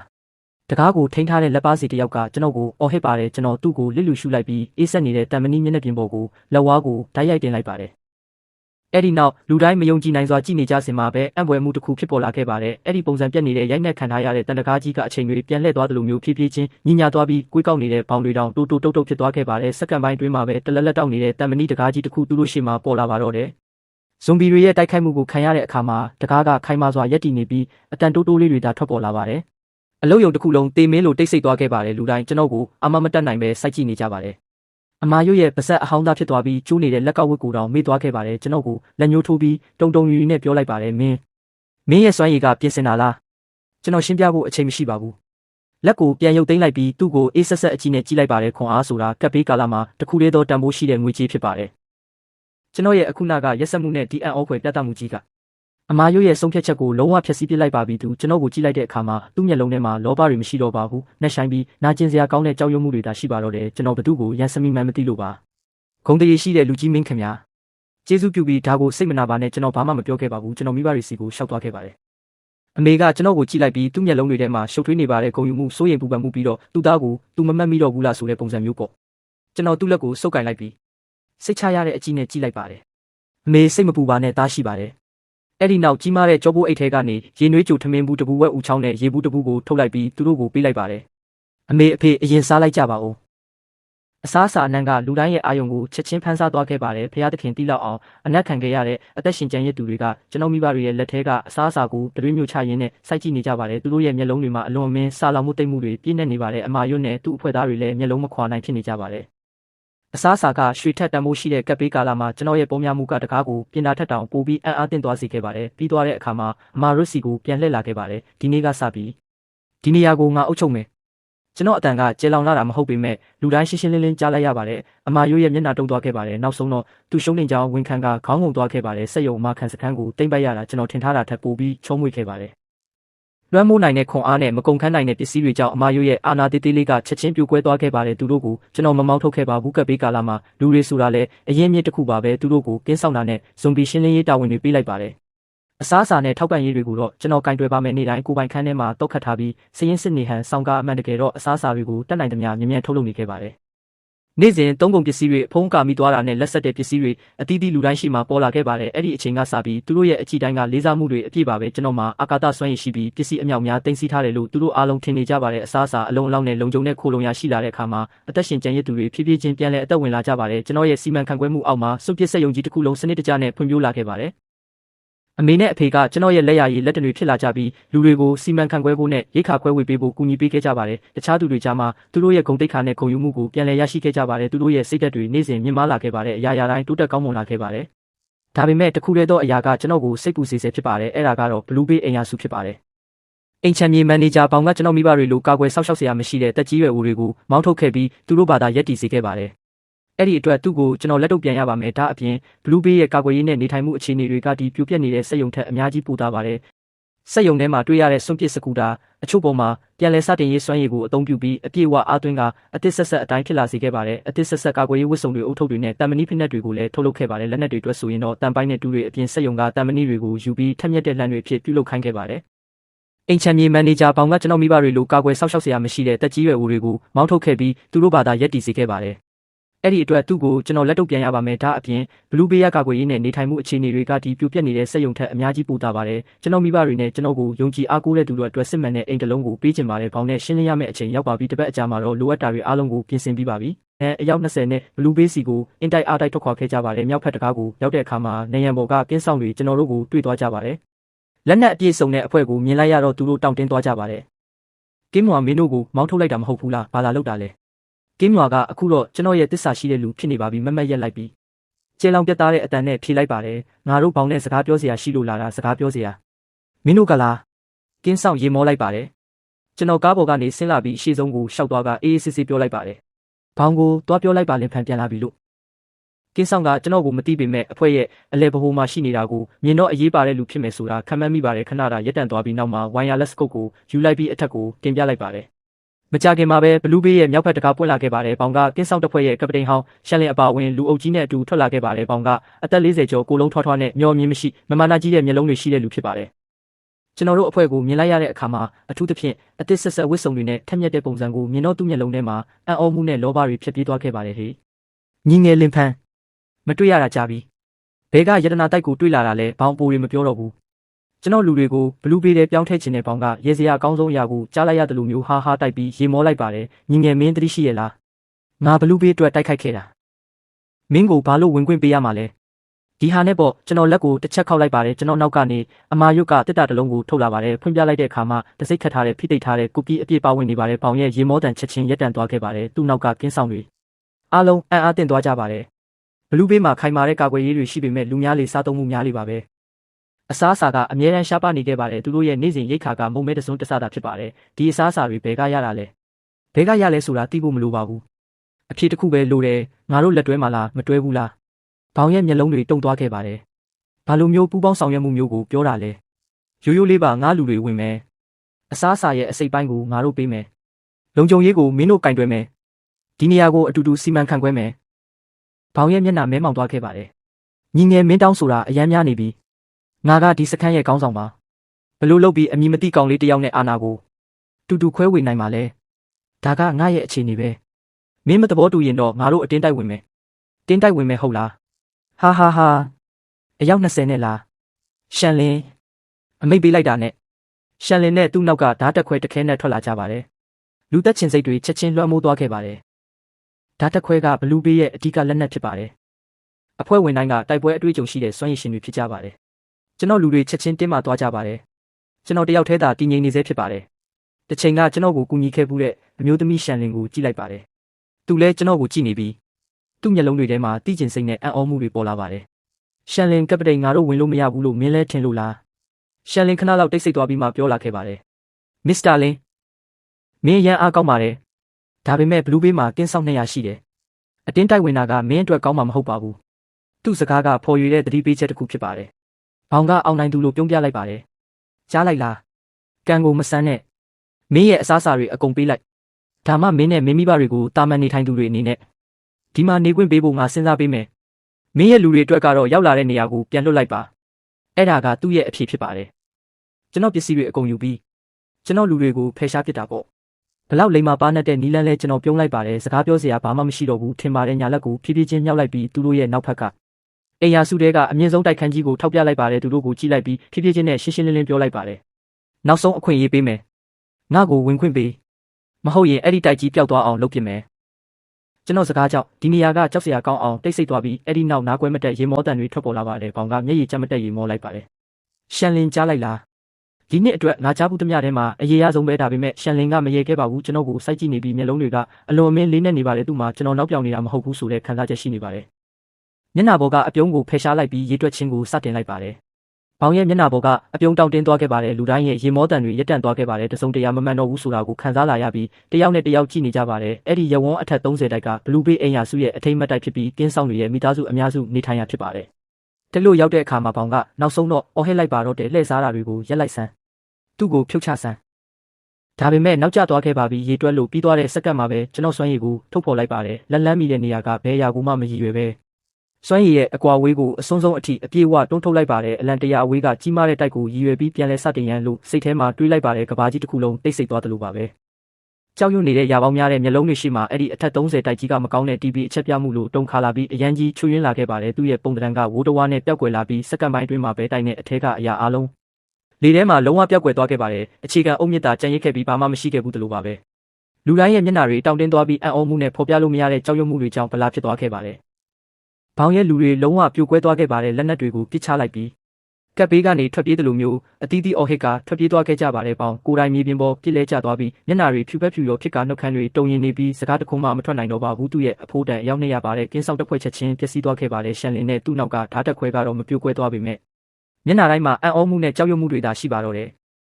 ယ်ရှန်လင်ရဲ့ဓာတ်ကိုကင်ထားတဲ့လက်တွေအနှဲငယ်တုံရင်နေပါတယ်ကျွန်တော်ကိုကြည့်လိုက်တဲ့အခါသူ့ရဲ့အကြည့်တွေလုံးဝပြောင်းလဲသွားခဲ့ပါတယ်စွမ်းရည်ရှိတဲ့အသက်ရှင်ကျန်ရစ်သူတယောက်ကိုကြည့်နေတာမဟုတ်တော့ဘဲကဘာပေါ်မှာရှောက်လန်းနေတဲ့ဖရာသခင်တစ်ပါးကိုကြည့်နေတယ်လို့ပါပဲကျွန်တော်လက်ကိုဖြည်းဖြည်းချင်းချလိုက်ပြီးမြေပြင်ပေါ်မှာလဲကျနေတဲ့ဘောင်စီကိုရှောက်သွားခဲ့ပါတယ်သူ့ကိုမကောင်းဆိုးဝါးတစ်ကောင်လိုမော့ကြည့်နေပြီးခန္ဓာကိုယ်ကအရွက်တစ်ပွက်လိုတုံရင်နေပါတယ်အခုငါလူတွေကိုဝင်ခွင့်ပေးမလားဘောင်ကအသေးအတန်ခေါင်းညှိပြလိုက်ပြီးလမ်းဖက်ပေးဖို့ဘေးကိုလှိတ်သွားခဲ့ပါတယ်သူ့ကိုလစ်လူရှူလိုက်ပြီးနောက်ကလူတွေစီလှဲ့ကအံ့ဩနေတဲ့အမာရွတ်နဲ့တခြားသူတွေကိုပြောလိုက်ပါတယ်မြို့ထဲကိုဝင်မယ်အဲ့ဒီမှသာကျွန်တော်အဖွဲ့သတိဝင်လာကြပါတယ်ကျွန်တော်ကိုကြည့်လိုက်တဲ့အကြည့်တွေမှာပြင်းပြတဲ့လေးစားကိုးကွယ်မှုတွေပြည့်နေနေပါတယ်သူတို့ရဲ့ခေါင်းဆောင်အားကောင်းတယ်ဆိုတာသိပေမဲ့ဒီလောက်အဆင့်ထိဖြစ်မယ်လို့ဘယ်တော့မှမတွေးထားခဲ့ပါဘူးတိုက်တစ်ခုလုံးကိုဖျောက်ဖျက်ပစ်တာအဲ့ဒါဘလို့စွမ်းရည်မျိုးလဲဒီလိုခေါင်းဆောင်မျိုးနောက်ကိုလိုက်မယ်ဆိုရင်ကက်ဘေးကိုကြော်ဖြတ်ဖို့ကပြဿနာမဟုတ်တော့ပါဘူးကျွန်တော်တို့အဖွဲ့လူတိုင်းအံ့အားသင့်နေကြစင်ပါပဲဘလူးဘေးအိမ်ယာစုတဲကိုမောင်းနေဝင်ရောက်သွားခဲ့ပါတယ်ဘယ်သူမှတားဆီးရဲမဲ့သူမရှိပါဘူးရှန်လင်နဲ့သူ့ရဲ့ဓာတ်တက်ခွဲကကျွန်တော်တို့ကိုခြံရံထားတယ်လို့မျိုးနောက်ကနေတိတ်ဆိတ်စွာလိုက်ပါလာခဲ့ကြပါတယ်ဒီနေ့ကစပြီးဘလူးဘေးအိမ်ယာစုမှာပိုင်ရှင်တစ်ရှိသွားပြီဆိုတာကိုကျွန်တော်သိလိုက်ပါတယ်ဘလူးဘေးမှာအခြေချပြီးတဲ့နောက်မှာပထမဆုံးလုပ်ခဲ့တာကစရင်ရှင်းတာပါပဲကြောက်ရွံ့မှုနဲ့အုပ်ချုပ်ခဲ့တဲ့ဘောင်နဲ့သူ့ရဲ့ထိတ်တန့်လက်ပါစီတွေကိုအကျဉ်းချထားလိုက်ပါတယ်သူတို့ကိုကျွန်တော်မတက်ခဲ့ပါဘူး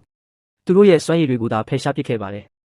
်တိုးတက်လာပြီးတဲ့နောက်မှာကျွန်တော်ရဲ့ပြန်လည်စတင်ရေးစွမ်းရည်ကအသက်ရှင်တဲ့တရားဝါတွေပေါ်မှာပါအလုံးလုံးနိုင်လာပါပြီလူတစ်ယောက်ရဲ့ကိုယ်ခန္ဓာကိုပြန်လည်စတင်နိုင်ပြီးစုံလင်တဲ့ကျန်းမာရေးကိုပြန်လည်ရရှိစေနိုင်ပါတယ်တဘာဝကြကြနဲ့သူတို့ရဲ့ကိုယ်ထဲမှာရှိတဲ့စွမ်းရည်တွေကိုပါပြန်လည်စတင်နိုင်ပြီးမနိုးထခင်ကအနေအထားအတိုင်းပြန်လည်ပြောင်းလဲစေနိုင်ပါတယ်တိုက်ပွဲကြောင့်ထိုင်းမိုင်းနေတဲ့တန်သားကိုပြန်လည်စတင်ပေးလိုက်ပြီးတက်တန်းကုန်တော့မဲ့ပရိစီဝါဆေးဘူးတပူကိုအသစ်ဆက်ဆေးဝါးများအဖြစ်ပြောင်းလဲပေးလိုက်ပါတယ်ရှန်လင်ကဒါရီအားလုံးကိုကြည့်နေပြီးနောက်ဆုံးတော့နားလည်သွားခဲ့ပါတယ်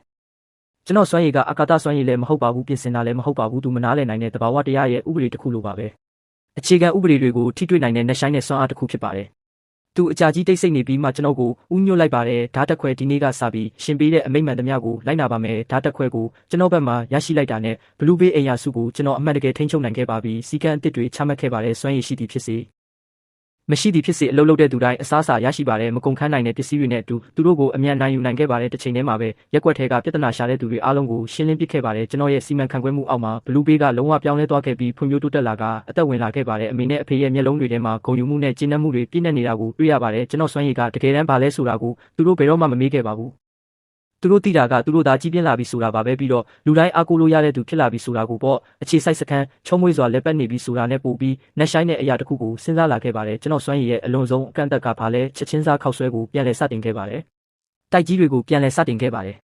ဒါဆိုအသက်ရှင်နေတဲ့လူတယောက်ကိုရောပြန်လည်စတင်နိုင်မလားတိုက်ပွဲမှာဇွန်ဘီရဲ့ခြေရာကိုခံခဲ့ရတဲ့ကင်းဆောင်တယောက်ကိုတွေ့ခဲ့ရပါတယ်ကူဆက်ခံနေရပြီးသားလူတယောက်ပေါ်သူကိုဘလို့မှကဲတင်လို့မရတော့ဘူးလို့လူတိုင်းထင်နေကြပါတယ်လူတိုင်းကိုထွက်ခွာခိုင်းလိုက်ပါတယ်တကားကိုပိတ်လိုက်ပြီးသူ့နှုတ်ဘောကိုလက်တင်လိုက်ပါတယ်နူးညံ့တဲ့အဖြူရောင်အလေးနဲ့တစ်ခုကကင်းဆောင်ကိုဖုံးလွှမ်းသွားခဲ့ပါတယ်သူ့ရဲ့နာကျင်တဲ့အော်တန်တွေဖြည်းဖြည်းချင်းငြိမ်ကျသွားခဲ့ပါတယ်ခန္ဓာကိုယ်ထဲကကူးစက်မှုတွေတိတိတတ်တာဆုတ်ခွာသွားခဲ့ပါတယ်သူ့ရဲ့ဒဏ်ရာပြောက်ကွယ်သွားတာကိုကြည်ရင်ရင်ဘက်ထဲမှာလှိုင်းလုံးကြီးတစ်ခုထွက်ပေါ်လာတာကိုခံစားလိုက်ရပါတယ်ကျွန်တော်လုံနိုင်ခဲ့ပါပြီသူ့ရဲ့ကိုယ်ခန္ဓာကိုကူးစက်မခံရခင်မူလအစအနေထားအတိုင်းပြန်လည်ရောက်ရှိစေခဲ့ပါတယ်ဒါကဆိုလိုတာကတော့ zombie virus ဆိုတာတည်တယ်မဟုတ်တော့ပါဘူးဒီတွေ့ရှိမှုကတိုက်တစ်ခုလုံးကိုပြန်လည်စတင်တာထက်ပိုပြီးစိတ်လှုပ်ရှားစေခဲ့ပါတယ် zombie virus ကိုကုသနိုင်မယ်ဆိုရင်လူတွေကိုပိုကဲတင်နိုင်မှာမဟုတ်ဘူးလားဒီကပ်ဘေးကြီးကိုပါအဆုံးသတ်နိုင်လားကြီးမားတဲ့အစီအစဉ်တစ်ခုကျွန်တော်စိတ်ထဲမှာတိတ်တဆိတ်ပုံဖော်လာခဲ့ပါတယ်ဒါပေမဲ့အဲ့ဒီမတိုင်ခင်မှာကျွန်တော်မှာရှင်းလင်းရမယ့်ကိုရေးကိုရာကိစ္စလေးတွေရှိသေးပါတယ်ရှန်လင်ကိုခေါ်လိုက်ပြီးလေဟိုလို့ခေါ်တဲ့အသက်ရှင်ကျန်ရစ်သူအုပ်စုအကြောင်းသတင်းရလာလို့မေးလိုက်ပါတယ်အဆင့်တီမီစွမ်းရည်ရှင်ချန်ရန်နဲ့ကျွန်တော်ရဲ့ရီးစားဟောင်းယူရန်တို့ရှိတဲ့အုပ်စုလေးရှန်လင်ကမြေပုံကိုဆွဲထုတ်လိုက်ပြီးအရှိပိုင်းကစူပါမားကတ်ကြီးတစ်ခုကိုထောက်ပြလိုက်ပါတယ်ကျမတို့ရဲ့သတင်းအချက်လက်အရသူတို့ကအဲ့ဒီနေရာကိုတိမ့်ပိုက်ထားကြပါတယ်သူတို့ကအရှိပိုင်းမှာအကြီးဆုံးအုပ်စုဖြစ်ပါတယ်သူတို့ရဲ့ခေါင်းဆောင်နာမည်ကချန်ရန်ပ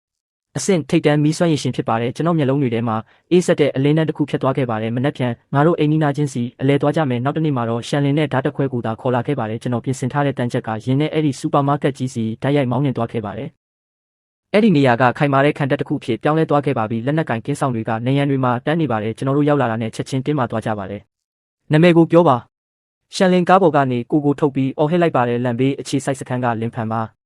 မိတော့အခြေစိုက်စခန်းရဲ့ခေါင်းဆောင်ချန်ရန်ကိုတွေ့ချင်လို့ပါနေရန်ဘော်ကလူတွေကကျွန်တော်ကိုမတိကြပေမဲ့လန်ဘေးအခြေစိုက်စခန်းကိုတော့တိကြပါတယ်မကြခင်မှာပဲစူပါမားကတ်ရဲ့ပင်မတကားပွင့်လာခဲ့ပါတယ်အနီရောင်တားရည်ချကတ်ဝတ်ထားတဲ့လူတယောက်ထွက်လာခဲ့ပါတယ်သူ့နောက်မှာတော့ပြုံးဖြီးဖြီးနဲ့လူရန်ပါလာပါတယ်လာတွေများစွာကြာခဲ့ပါပြီလူရန်ကတော့တော်တော်လေးအဆင်ပြေနေပုံရပါတယ်ကျွန်တော်ကိုမြင်လိုက်ရတဲ့အခါသူတောင့်တင်းသွားပြီးအဲ့ဒီနောက်မျက်နှာပြက်ကမုန်းတီးဆက်ဆုပ်တဲ့အကြည့်တွေနဲ့ကြည့်လာပါတယ်ဟေးလင်းဖန်မဟုတ်လားအပြင်မှာအလုံးမဖြစ်လို့လားမီးတောက်စီကိုအကူညီလာတောင်းတာလားသူကကျွန်တော်ကိုအဲ့ဒီအချိန်တုန်းကသူ့ရဲ့အကာအကွယ်လိုအပ်နေတဲ့တနာစရာလူရှုံးလို့ပဲထင်နေစေဖြစ်ပါတယ်ချန်ရန်ကလည်းကျွန်တော်ကိုအဆအဆုံးအကဲခတ်လိုက်ပြီးအထူးသဖြင့်နောက်ကရှန်လင်နဲ့ဓာတ်ခွဲကိုတွေးလိုက်ရတဲ့အခါမှာတန်တရားအရေးတွေဖြတ်ပြေးသွားပေမဲ့အများအပြားတော့လစ်လျူရှုတဲ့ပုံစံပါပဲလန်ပေးအခြေစိုက်စခန်းဘယ်တော့မှမကြားဘူးငါတို့ကအလကားလူတွေကိုလက်မခံဘူးမင်းတို့အားလုံးအသက်ရှင်ကျန်ရစ်သူတွေဖြစ်လို့မင်းတို့ရဲ့ကားတွေနဲ့ပစ္စည်းတွေကိုထားခဲ့ပြီးထွက်သွားတော့သူကြီးကြီးကျယ်ကျယ်ပြောနေပါတယ်သူ့စိတ်ထဲမှာတော့သူ့ရဲ့အဆင့်နှိမ်မီးစွမ်းရည်ကသူ့ကိုဘယ်သူမှမထိနိုင်အောင်လှုပ်ထားပေးတယ်လို့ထင်နေပါတယ်လူရန်ကလည်းသူ့နောက်ကနေလိုက်ပြီးပြောလိုက်ပါတယ်ကြားလိုက်လားလင်ဖန်ဟောင်းနှွမ်းတဲ့အတိတ်ကိုငဲပြီးငါတတိပေးမယ်မတက်နဲ့မင်းရဲ့လက်ရှိအနေထားနဲ့ဆိုရင်ချန်ရန်ရဲ့ဖက်နှက်တောင်တုပ်ပေးဖို့မထိုက်တန်ဘူးသူ့ရဲ့မန်တက်နေတဲ့မျက်နှာငယ်လေးကိုကြည့်ပြီးကျွန်တော်ရုတ်တရက်ရင်မောလိုက်ပါတယ်လူရန်ငါ့ကိုပြစ်ချခဲ့တဲ့အဲ့ဒီဗလာဖြစ်နေတဲ့ခောက်ဆွဲဘူးခွန်ကိုမှတ်မိသေးလားလူရန်တောင့်တင်းသွားပြီးဘာလို့အဲ့ဒါကိုပြောလာတာလဲဆိုပြီးစဉ်းစားနေပါတယ်ဘလို့ခောက်ဆွဲဘူးလဲငါမမှတ်မိဘူးထွက်သွားစမ်းမင်းကလမ်းပိတ်နေတယ်ကျွန်တော်ပြုံးတာကိုရက်လိုက်ပါတယ်မျက်လုံးတွေအေးဆက်သွားခဲ့ပါတယ်မင်းမမှတ်မိပေမဲ့ငါမှတ်မိတယ်ဒီနေ့အဲ့ဒါကိုမင်းစားဖို့ငါလာခဲ့တာလူရန်ကဘဝမှာအရေရဆုံးဟာတာကိုကြားလိုက်ရတယ်လို့ဖြစ်သွားပါတယ်ကျွန်တော်ကိုလက်ညှိုးထိုးပြီးရေမော်လိုက်ပါတယ်လင်ဖန်မင်းယူသွားပြီလားငါ့ကိုခောက်ဆွဲဘူးစားခိုင်းမယ်ဟုတ်လားဘာအစွမ်းနဲ့လဲချန်ရန်ကလက်ပိုက်ပြီးလှောင်ပြောင်းလိုက်ပါတယ်စကားတွေတတိရှိတာပဲကောင်းလေမင်းကိုသင်ခန်းစာမပေးရင်တေဆုံးခြင်းအဆိုတဲ့စာလုံးကိုဘလို့ရေးရမှန်းတော့မသိတော့ဘူးထင်တဲ့စကားဆုံးတာနဲ့သူ့ရဲ့လက်ဝါးထဲမှာမီးလုံးကြီးတစ်ခုစုဝေးလာပြီးပြင်းထန်တဲ့အပူချိန်တွေထွက်ပေါ်လာပါတယ်ဓာတ်တခွဲအဖွဲ့ဝင်တွေချက်ချင်းကာကွယ်ရေးအနေထားကိုယူလိုက်ကြပါတယ်ရှန်လင်နဲ့ကျွန်တော်သာလှုပ်ရှားမှုမရှိဘဲရပ်နေခဲ့ပါတယ်သူ့လက်ထဲကမီးလုံးကိုကျွန်တော်ကြည့်လိုက်ပါတယ်ခေါင်းခါရမ်းလိုက်ပါတယ်ဒါပဲလားတနာစရာပဲပြောရင်းနဲ့လက်ကိုမြှောက်လိုက်ပါတယ်ချန်ရန်ရဲ့လက်ဝါးထဲကတောက်လောင်နေတဲ့မီးလုံးကြီးကလေထဲကဖျောင်းတိုင်တိုင်းလိုငိမ့်သက်သွားခဲ့ပါတယ်ဖူတန်တိုးတိုးနဲ့လေထဲမှာလုံးဝပြောက်ကွယ်သွားခဲ့ပါတယ်ချန်ရန်ရဲ့မျက်နှာပေါ်ကမန်တက်နေတဲ့အပြုံးချက်ချင်းတောင့်တင်းသွားခဲ့ပါတယ်ဗလာဖြစ်နေတဲ့လက်ဝါးကိုမယုံကြည်နိုင်စွာစိုက်ကြည့်နေပါတယ်ဘာဖြစ်သွားတာလဲငါမီးပဲရောက်သွားလဲသူ့စွမ်းရည်ကိုထပ်သုံးဖို့စူးစမ်းခဲ့ပေမဲ့ဘလောက်ပဲစူးစမ်းမီးပွားလေးတောင်ထွက်မလာခဲ့ပါဘူးသူ့ရဲ့အဖိုးတန်အဆင့်ဒီမီးစွမ်းရည်ပျောက်ကွယ်သွားခဲ့ပါပြီမင်းငါ့ကိုဘာလုပ်လိုက်တာလဲချန်ရန်ကကြောက်ရွံ့တုန်လှုပ်စွာနဲ့ကျွန်တော်ကိုလက်ညှိုးထိုးပြီးအော်ဟစ်လိုက်ပါတယ်ကျွန်တော်သူ့ကိုမဖြေခဲ့ပါဘူးကြောက်ရွံ့လို့တောင့်တင်းနေတဲ့ယူရန်ဘက်ကိုလှည့်လိုက်ပါတယ်အခုငါမှာဘာစွမ်းရှိလဲဆိုတာသိပြီလားလူရန်ရဲ့နှက်ခမ်းတွေတုံရင်နေပါတယ်မျက်နှာကတေလူတယောက်လိုဖြူဖက်ဖြူရောဖြစ်နေပါတယ်ဘာဖြစ်သွားလဲဆိုတာ तू မသိပေမဲ့သူ့ရှိမှာအဲ့ဒီကြောက်စရာကောင်းတဲ့မီးစွမ်းရည်ကြီးတိတ်တဆိတ်ပြပြသွားတာကိုတော့ तू မြင်ခဲ့ရပါတယ်ကြောက်ရွံ့မှုကြောင့်စားကြောင်းတစ်ကြောင်းတောင်မပြောနိုင်တော့ပါဘူးရှန်လင်ကသူ့မကိုအာလူအိတ်တအိတ်လိုပစ်ချလိုက်ပြီးဒူးထောက်ခိုင်းလိုက်ပါတယ်အိတ်ထဲကတခုခုကိုထုတ်လိုက်ပါတယ်အဲ့ဒါကဖိသိပ်ထားတဲ့အမဲသားခောက်ဆွဲမှုဖြစ်ပါတယ်သူအရင်ကပစ်ချခဲ့တဲ့အဲ့ဒါပါပဲဒီအချိန်ထိတင်ထားခဲ့တာပါ ကျွန်တော်လက်ထဲကဗလာဖြစ်နေတဲ့ဘူးကုံကချက်ချင်းပဲအသစ်ဆက်ဆက်ခောက်ဆွဲမှုအဖြစ်ပြန်လည်ရောက်ရှိသွားခဲ့ပါတယ်အထုပ်ကိုဖောက်လိုက်ပြီးခောက်ဆွဲနဲ့ဟင်းခတ်ထုတ်တွေကိုတွန်းထုတ်လိုက်ကဗလာဖြစ်နေတဲ့စက်ကူပကံလုံးကိုသာခြံထားခဲ့ပါတယ်လူယူရန်ရဲ့ရှေ့မှာတင်လိုက်ပါတယ်လူယူရန်ကမြေပြင်ပေါ်ကစက်ကူပကံကိုစိုက်ကြည့်နေပြီးမျက်နှာကအလောင်းတစ်လောင်းထက်ပိုဖြူနေပါတယ်ကျွန်တော်နောက်ပြောင်နေတာမဟုတ်ဘူးဆိုတာသူသိပါတယ်လက်တွေတုံရင်နေပြီးစက်ကူပကံကိုကောက်ကင်လိုက်ပါတယ်လူတိုင်းရှေ့မှာအတင်းစားခိုင်းလိုက်ပါတယ်မျက်ရည်နဲ့နှက်တွေမျက်နှာမှာပြည့်နေနေပါတယ်ချန်ရန်ကဒါကိုကြည့်ပြီးနောက်ဆုံးတော့နားလည်သွားခဲ့ပါတယ်ဘလို့ကြောက်စရာကောင်းတဲ့လူနဲ့ရန်စမိလဲဆိုတာကိုပေါ့သူ့ရဲ့ခြေထောက်တွေအားမရှိတော့ပဲသူလည်းဒူးထောက်ကျသွားခဲ့ပါတယ်ကျွန်တော်သူ့ကိုမကြည့်ခဲ့ပါဘူးလူယူရန်ကိုသာတိတ်တဆိတ်စိုက်ကြည့်နေခဲ့ပါတယ်စက်ကူပကံကိုအထုံးနဲ့တကွအကုန်မျိုးချလိုက်တဲ့အထိပါပဲလေဟိုအခြေစိုက်စခန်းကြာဆုံးမှုကကျွန်တော်ထင်ထားတာထက်ပိုပြီးလွယ်ကူခဲ့ပါတယ်ခေါင်းဆောင်ရဲ့စွမ်းရည်တွေဖယ်ရှားခံလိုက်ရပြီးကျွန်တော်ရဲ့နီးလန်းတွေကြောင့်ကြောက်ရွံ့နေကြတာကြောင့်တိုက်ပွဲတော်မဖြစ်ပဲလက်နက်ချခဲ့ကြပါတယ်အခြေစိုက်စခန်းတစ်ခုကိုပေါင်းစည်းလိုက်ပြီးဘလူးဘေးအခြေစိုက်စခန်းကမြို့တော်ရဲ့အရှိပိုင်းမှာအားအကောင်းဆုံးအသက်ရှင်ကျန်ရစ်သူအုပ်စုဖြစ်လာခဲ့ပါတယ်လူယူရန်ကိုရှင်းထုတ်ပြီးတဲ့နောက်မှာအခြေစိုက်စခန်းဖွံ့ဖြိုးတိုးတက်ရေးနဲ့တဘာဝလွန်စွမ်းရည်သူတေသနတွေဘက်ကိုအပြည့်အဝအာရုံစိုက်ခဲ့ပါတယ်ဇွန်ဘီဗိုင်းရပ်စ်ကိုကုသနိုင်တယ်ဆိုတဲ့သတင်းထွက်ပေါ်လာတာနဲ့ကမ္ဘာကြီးတစ်ခုလုံးတုံ့လောက်သွားမှာအမှန်ပါပဲကိုကာကွယ်နိုင်လောက်တဲ့ခွန်အားမရှိမချင်းဒီလှုပ်ဝက်ချက်ကိုထိမ့်သိမ်းထားရပါမယ်မိဘတွေဥဆောင်တဲ့လှုပ်ဝက်ဆေးဘက်ဆိုင်ရာတက်ခွဲခန်းတစ်ခုကိုတိစောက်ခဲ့ပြီးကယ်တင်လို့ရသေးတဲ့ကူးစက်ခံရသူတွေကိုတီးတန့်ကုသပေးခဲ့ပါတယ်ကျွန်တော်ကုသပေးခဲ့တဲ့သူတိုင်းအလွန်အမင်းကျေးဇူးတင်ရှိကြပြီးကျွန်တော်ရဲ့အယုံကြည်ရဆုံးနောက်လိုက်တွေဖြစ်လာကြပါတယ်ကျွန်တော်ရဲ့လွှမ်းမိုးမှုတွေကြီးထွားလာခဲ့ပြီးဒီအချိန်တွင်းမှာတခြားအသက်ရှင်ကျန်ရစ်သူအုပ်စုတွေနဲ့လည်းတွေ့ဆုံခဲ့ပါတယ်မိတ်ဆွေတွေအတွက်ဆိုရင်ပစ္စည်းတွေနဲ့အကူအညီတွေကိုပေးအပ်ခဲ့ပါတယ်ရန်သူတွေအတွက်ဆိုရင်တော့ဘလို့တနာကျင်နာမှုမှမပြခဲ့ပါဘူးလင်ဖန်ဆိုတဲ့နာမည်တစ်ဖြည်းဖြည်းနဲ့တန်တိုင်းတစ်ခုဖြစ်လာခဲ့ပါတယ်အချို့ကကက်တင်ရှင်ပရောဘက်လို့ခေါ်ကြပြီးတချို့ကတော့ဖြည့်ဆည်းခြင်းမကောင်းဆိုးဝါးလို့ခေါ်ကြပါတယ်ဒါပေမဲ့ဘလို့ပဲပြောကြပါစေအချက်တစ်ချက်ကိုတော့ညှင်းလို့မရပါဘူးဒီကက်ဘေးကဘာရဲ့ထိတ်ဆုံးမှာကျွန်တော်ရက်တည်နေပါပြီကက်ဘေးရဲ့ပစ္စမမြောက်နှစ်ဘလူးဘေးအခြေစိုက်စခန်းကလူဦးရေတသိန်းရှိတဲ့မီကိုမျိုးတော်ကြီးတစ်ခုအဖြစ်ကျေပြန့်လာခဲ့ပါတယ်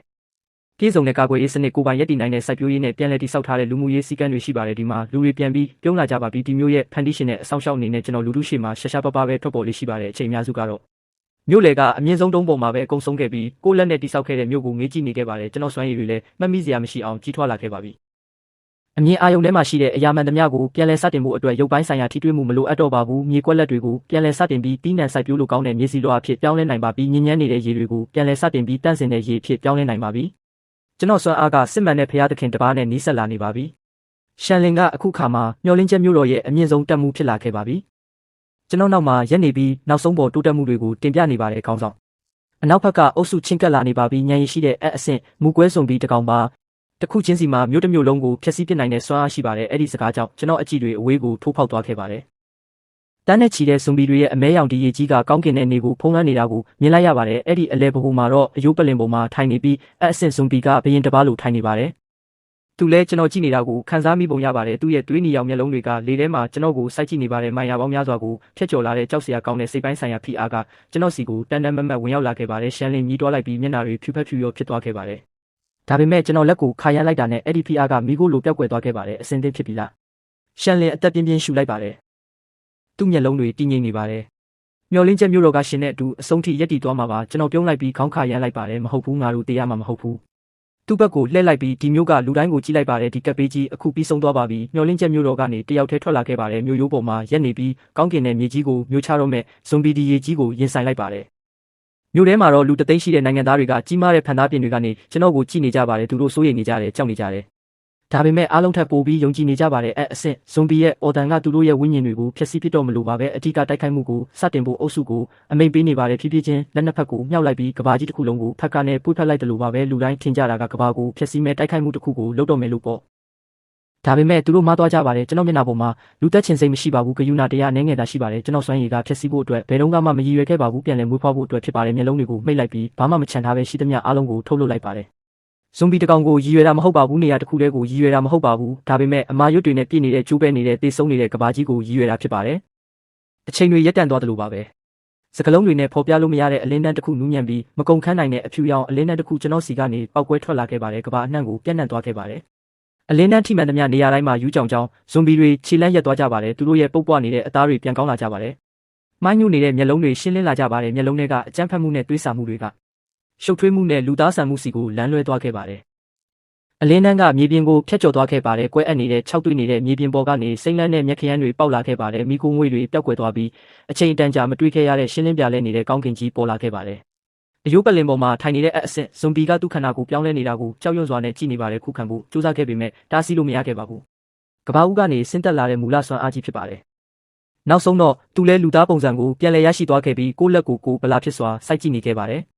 ကဘာကြီးတစ်ခုလုံးပြန်လည်စတင်သွားခဲ့ပါပြီး virus ကူးစက်ခံရသူတိုင်းပုံမှန်အတိုင်းပြန်ဖြစ်သွားခဲ့ပါတယ်ကပ်ပေးကြောင့်ပျက်စီးခဲ့တဲ့ပတ်ဝန်းကျင်အားလုံးအသက်ဝင်လာခဲ့ပါတယ်9နှစ်တာငရဲခန်းကြီးကအချီးနှီးဖြစ်သွားခဲ့တယ်လို့ပါပဲမျောလင်းချက်မျိုးတော်ထဲမှာတေမင်းလိုတိတ်ဆိတ်သွားခဲ့ပါတယ်လူတိုင်းဖန်သားပြင်ကနေတဆင့်ကြည့်နေကြပြီးဒီအံ့ဖွယ်မြင်ကွင်းကြောင့်အံ့အားသင့်နေကြပါတယ်ဘလောက်အချိန်ကြာသွားလဲဘယ်သူမှမသိပါဘူးပထမဆုံးလူကဝမ်းမြောက်ဝမ်းသာနဲ့ငိုကြွေးလိုက်ပါတယ်ဒုတိယလူတတိယလူဆက်တိုက်ဖြစ်လာပြီးမြို့တော်တစ်ခုလုံးတုန်လှဲသွားတဲ့အထိမ်းအမှတ်အော်တန်တွေထွက်ပေါ်လာတဲ့အထိပါပဲပြန်လည်မွေးဖွားလာတဲ့ကဘာကြီးတစ်ခုလုံးမှာပဲ့တင်ထက်နေပါတယ်သူတို့ကျွန်တော်နာမည်ကိုအော်ဟစ်နေကြပါတယ်မြို့ရိုးပေါ်မှာရက်နေပြီးနူးညံ့တဲ့လေညင်းကိုခံစားနေရပါတယ်လှည့်ကြည့်လိုက်တဲ့အခါရှန်လင်ကိုတွေးလိုက်ရပါတယ်မိဘတွေကိုတွေးလိုက်ရပါတယ်နောက်ဆုံးမှာတော့ဇွန်ဘီတွေနဲ့ရန်သူတွေကင်းရှင်းတဲ့ကဘာကြီးကိုကျွန်တော်ရောလူတွေအားလုံးရောပြန်လည်မြင်တွေ့ခွင့်ရရှိခဲ့ပါပြီတာယာလှပတဲ့ကဘာကြီးမှာလူတွေအားလုံးပျော်ရွှင်ဖြတ်သန်းနေထိုင်ခွင့်ရရှိခဲ့ပါသည်